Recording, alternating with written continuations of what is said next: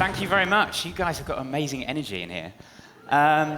So I wanted to tell you a little story from when I was 7 years old. And I was there in my bedroom in London, and I was playing with Lego. And I was either creating some form of starship or maybe a vacuum cleaner, because I was a weird kid.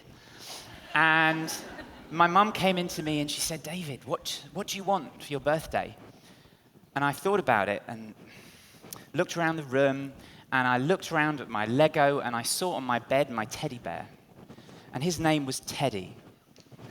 Which is a shame it wasn't Ted, right? Wouldn't that have been just so perfect? But his name was Teddy, and I looked at him, and I knew straight away, and I said to my mum, "Mum, I want a blackboard." She was like, "A blackboard? Why do you want a blackboard?" And I said, "Yeah, I really need to get better at my teaching." And she was really confused. She was like, "What are you talking about?" And I said, no, listen, I've been having a really hard time teaching the 4 times table to Teddy.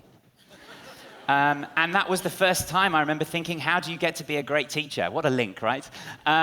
So I came up with this question: how do we develop great teaching? And it's something that's interested me my whole life. And I started when I was in school. I found a few of my old books, and I wrote in the back of those books some notes to the teacher, how they could do their job better. I never shared it with those teachers. So thank goodness I got through. They actually didn't hate me in the end, and I went through to college, and I ended up studying to be a teacher. Now, when you study to be a teacher, you're in the back of these amazing classrooms, and you're watching these other practitioners. And I would look at them and say, how did you get to be so good? How did you get all these children in the palm of your hand? And I couldn't figure it out. I didn't know what it was. And I ended up teaching for 9 years in high school. I taught mathematics and physics over in England. And I then went on to found a non-profit in 2012 called the Teacher Development Trust. And our job is to answer this question: how do we develop great teaching? So the first thing we need to think about is, so what is great teaching, right? So let's have a look at the ingredients that I think now, after looking at this for maybe 12 years, I think, well, okay, these are the ingredients of great teaching. So the first ingredient is perception. A really great teacher just knows what's going on in that classroom. They're able to look at individuals. They're able to understand their emotional state. They're able to read the whole classroom. They know what the energy level is. I remember one of my teachers in a calculus class, and she looked over my shoulder as I was writing, and she said, whoa, stop. I was like, what? Have I gone wrong? Have I done something? She said, no, but you're about to. And she was right. We discussed it, and she was absolutely right. She perceived what was going on with me and my work. And one of the reasons her perception was so great, not only of the class, the children, but also herself, is because of her knowledge. Really great teachers have amazing knowledge. They understand the anatomy of learning. They understand the journeys that we take children through when we teach. They understand how children develop into adults. They understand how children develop their subject knowledge, and also they develop as learners in our schools. And they link that to what they perceive, but also to what they do. Great teachers have amazing practice. They can use their whole bodies and raise the energy levels or calm it down. They can use their voices, and if they need to, they can pause for effect. They can be talking over here while dealing with that issue here, and if that doesn't work, then there's the death stare. It's not just what teachers do, though, because actually it's the questions they ask, it's the explanations they give, it's the way they bring creativity to our classrooms. They get the students working together in exciting and interesting ways. But maybe most important of all, it comes down to what's inside that teacher, because a really great teacher loves learning. A really great teacher loves watching these children grow and develop and understand the subject. And they love that feeling of helping the people in front of them. And they've got to draw on that sometimes, because teaching, it's a really hard job. And when you've got a really angry child in front of you and you go home at the end of that day, you just need to draw on that and say, I remember why I love it. But we need the teacher's spirit. So that, for me, is what a great teacher looks like. But the question is, how do we develop great teaching? That's the big question. So I wanted to think about 2 professions which are very important to me. The first one of those is a surgeon. Now, in 2009, I had a life-saving liver transplant to cure a rare condition. And I was thinking, What did my surgeon do to become great? Well, if we think of those different areas, what my surgeon did first of all was to study. So the first thing the surgeon did was to understand the anatomy of my body, of all bodies. They understood the anatomy of disease. They understood the progression, how you get well, how you become ill. They understand what they need to know to do their job right. And then on top of that, it's not just theory, because they've seen hundreds of bodies. They've seen readings from hundreds of machines. They've spoken to hundreds of patients.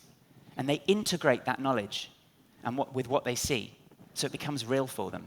And no matter what they see and what they perceive, they know what they're looking at. And then they practice. And the surgeon who carried out my transplant had carried out thousands of transplants and did a great job, because I'm here today. And I suppose, as importantly, that surgeon knows every single day they practice, every single day that surgeon learned, they were doing better and better for the patients and got a strong sense of professionalism.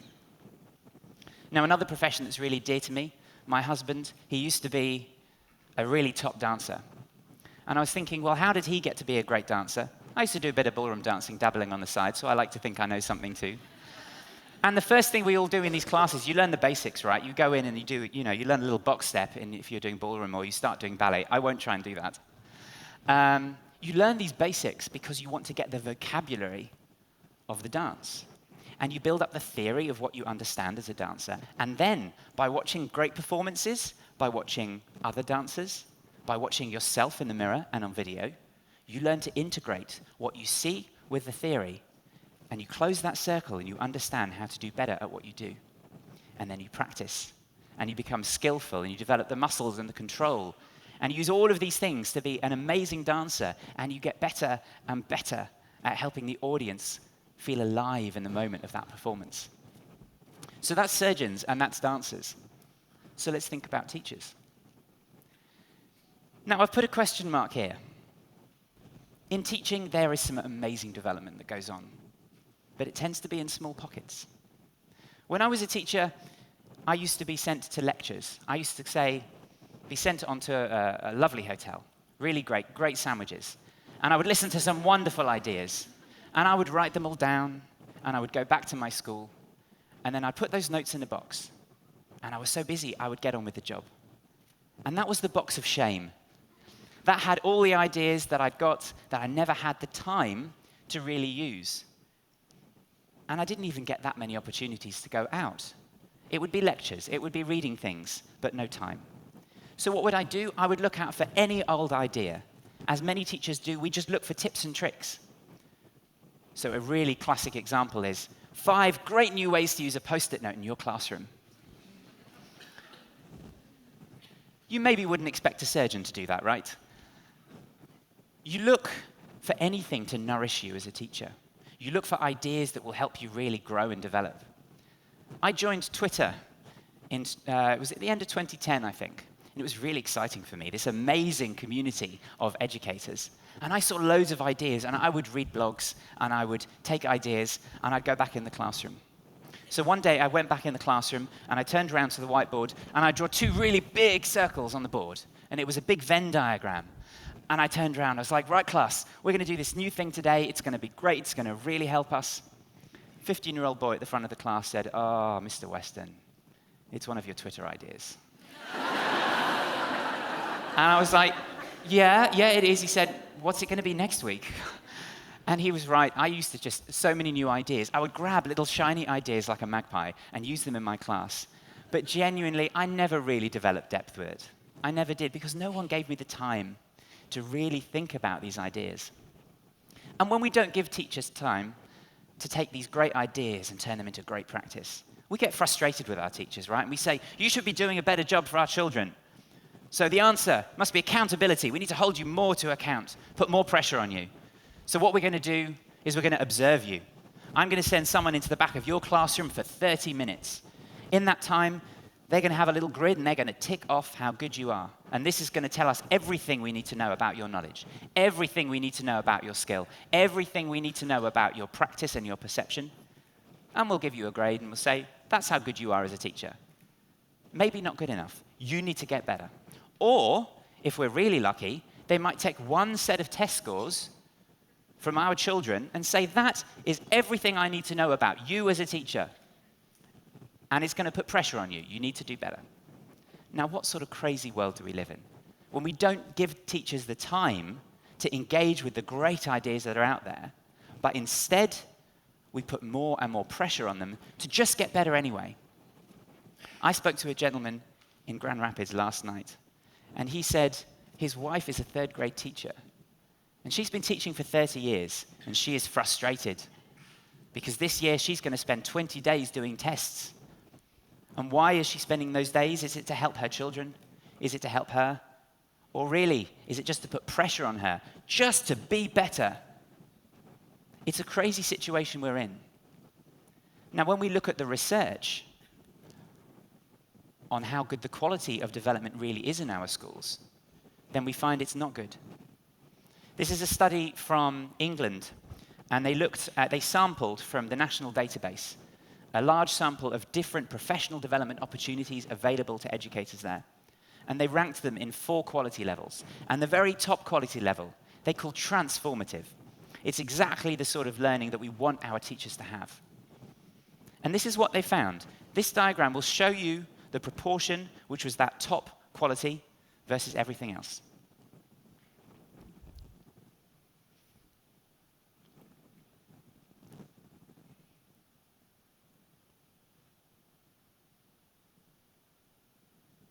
One 1% of what was on offer in that snapshot to educators, and this was in England, was of that highest quality, the top quality to help those educators be better at what they do. Now that's shameful, but the research would suggest that's true around the world, the US, the UK. We don't give our teachers the support they should have. And the result of that is this. This was a great study from Kraft and Papay last year. And they looked in North Carolina at a load of teachers, and they said, well, let's look at the impact they have through their career on our children. So this first graph shows that those teachers, they sort of sink or swim. They improved for the first couple of years, and then after that, they pretty much stagnated. Those teachers, year on year, really didn't change the impact they were having on those children. And you know they were trying. You know they were working hard. But the environment around them was low quality for development. Then they looked at the high-quality environments. And not only did those teachers improve more initially, they continued to get better every single year at helping the children in their classes. Now we have an interesting question for ourselves.